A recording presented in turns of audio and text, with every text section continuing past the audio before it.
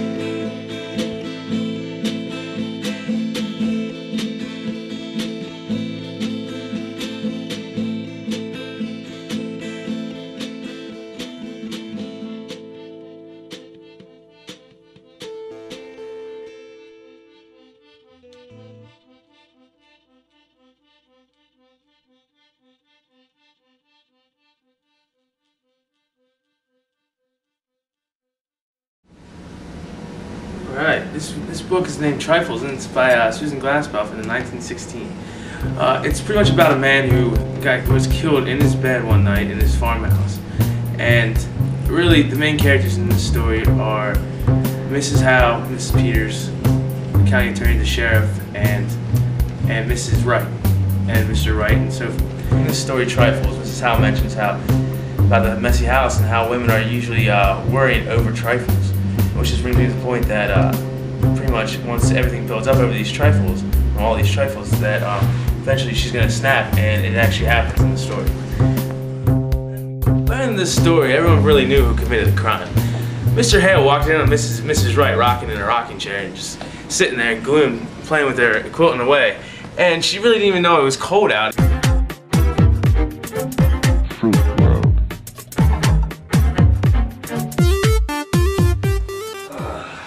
Too much for one day, man. Alright, well, let's talk about that later, Mr. Hale. I do want to talk about it, but just tell me what it was like whenever you walked into the house. So I come up to the house, right? And I knock on the door. And nobody comes to the door. So I figure, I mean, it's 8 o'clock, past 8 o'clock. They must be up. I knock again. I could swear somebody said, come in. So I open the door up, and I see Mrs. Wright just sitting there. Just sitting there in that rocker, rocking.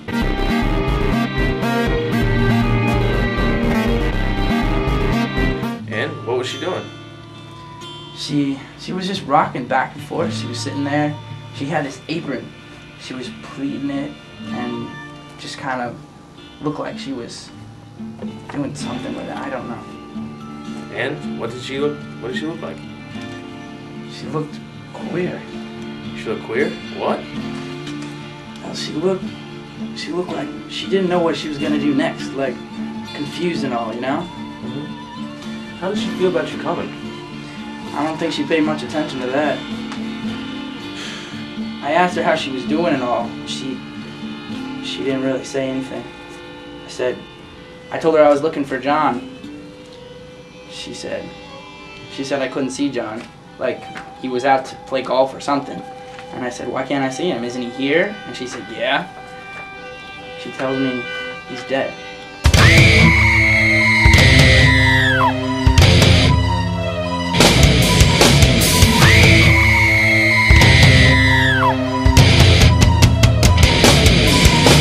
Alright. And I says, I backed up a little bit and just out of fright, said, how did he die? And she told me it was a rope around his neck. Uh-oh. She pointed upstairs, just like that. And that's when I went outside. I got the boys. And I said, guys, we got a situation on our hands. I think I'd rather go upstairs and point a little things out. You wanna come? Let's go. Yeah, alright. But who knew at the beginning that Mrs. Wright actually did it? She could have been shocked by the death of her husband, or she had a guilty conscience and really didn't want to let it go and tell everybody. There's two ladies in the story, Mrs. Hale and Mrs. Wright. Pretty much in the story, the only scenes they were in and the scenes that took place were in the kitchen. They were pretty much talking over everything and checking out Mrs. Wright's things.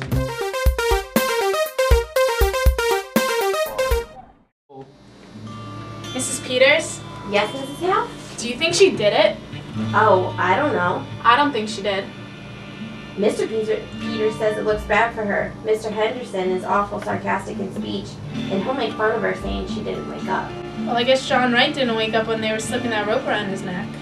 No, it's strange.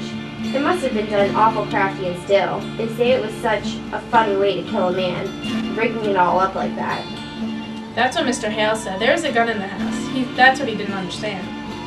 Mr. Henderson said coming out that what was needed for the case of motive. Well, I don't see any signs of anger around here. When Mrs. Hale and Mrs. Peters were looking over everything, they noticed the quilt wasn't fully sewn. And they were wondering if she was sewing it or knotting it.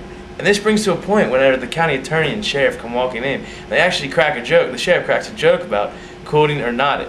And they later on in the story, they actually mention if they actually asked if they quilted or knotted.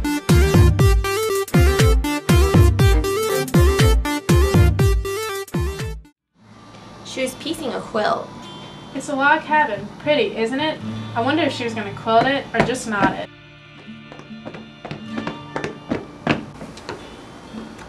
They wonder if she was going to quilt it or not it.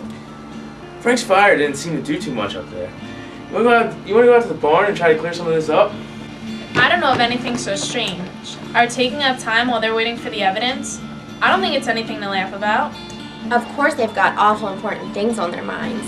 Mrs. Peters, look at this one. It's the new one she's been working on. It's so nice and even, but look at this stitch. It's all out of place. Why was it like that?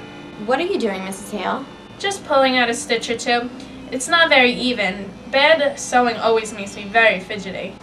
I don't think we ought to touch things. I'll just finish up this end. Mrs. Peters, Yeah, Mrs. Hale? what do you suppose she was so nervous about? Oh, I don't know. I don't know as she was so nervous. I sometimes sew awful queer when I'm just tired. Well, I must get these things wrapped up. They may be through sooner than we think.